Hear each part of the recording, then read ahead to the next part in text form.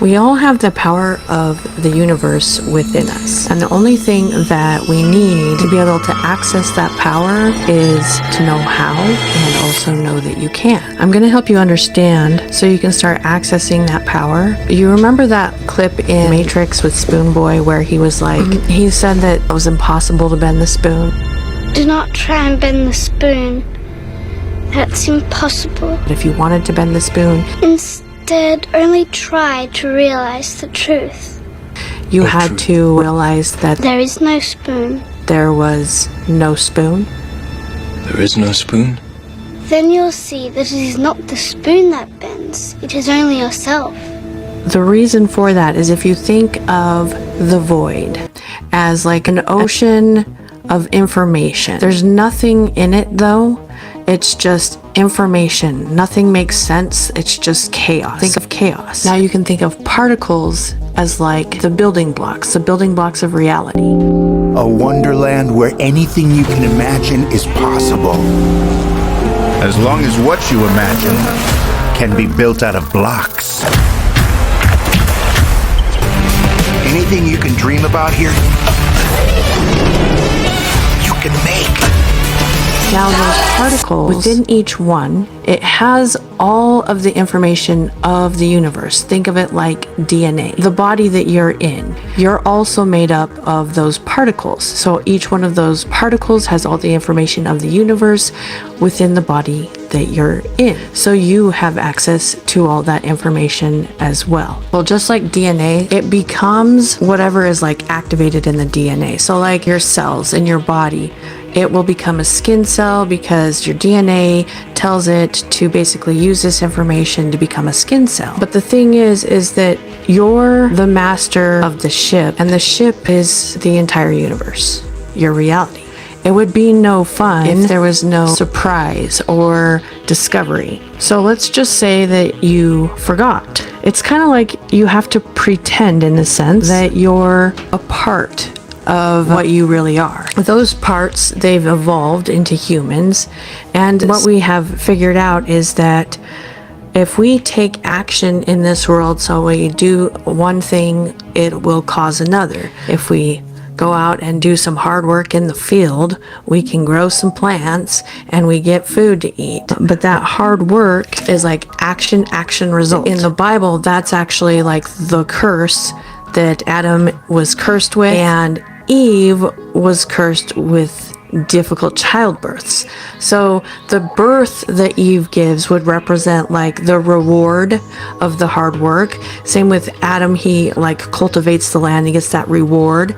It like births plants. Taking action is what you would call like the masculine principle or the force that you act with, and then the feminine principle would be the receiving of the reward. But here's the thing is we're doing it backwards. But it's like we're doing it backwards. Instead of burning fuel or using our energy to get something, because that's how we do it, right? We can instead of burning fuel, we become like we do fusion, nuclear fusion, where it like comes together, or like a magnet, like attract things to you.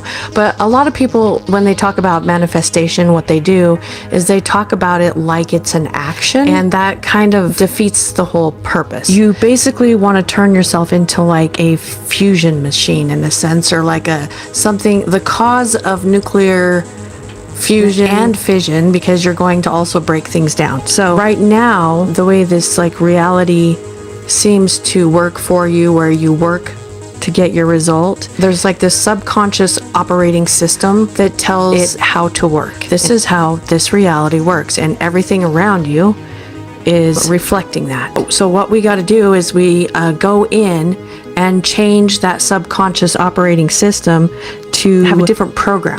So how do you turn that into something that causes reality to happen? You basically get curious or wonder. When you look at something, you look at it and you know what it is. Say I'm looking at this cup, right? I look at it and I'm like, that's a cup. It's like there's a definition of what this is that I'm looking at and how I'm defining it in my mind and what it's used for. But if I looked at this and I broke it down with my mind and I said, what is that? what does that mean? What is it for? And I start wondering about it, why it's there.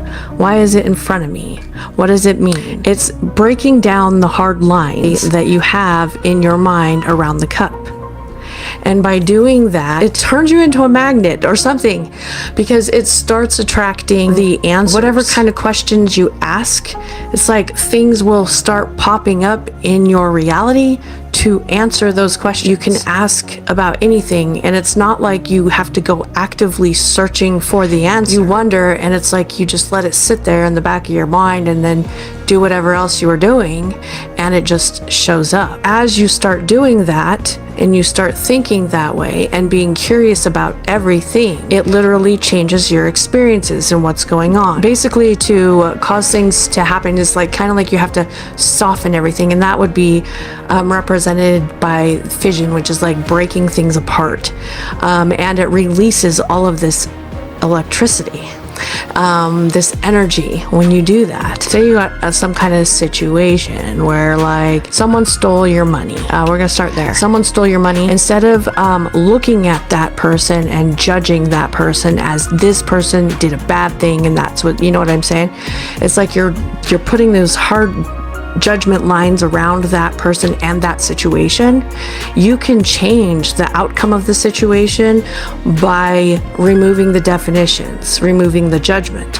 So start getting curious as to why you saw that happen in your reality and what it means, because everything is information telling you about your subconscious, because your subconscious programmed that event to happen. Ask why. And as you start wondering why, you'll get answers. The way that you feel about the questions that you ask is going to give you those kind of answers. If you ask why, assuming that it's some negative thing, like the universe is like against you in some way, you'll get answers to confirm that. If you start wondering why in a way that is going to bring you up or like benefit you or benefit the whole of reality, you're going to get those kind of answers in your reality. They will pop every moment, every second. You're walking around in your reality. It's like you're creating it. Like it's like you're shining light in the dark, and you're the one with the stencils in your eyes. If you want to see something different, you need to first break down everything that you see by wondering what it is and why it's like that and what it means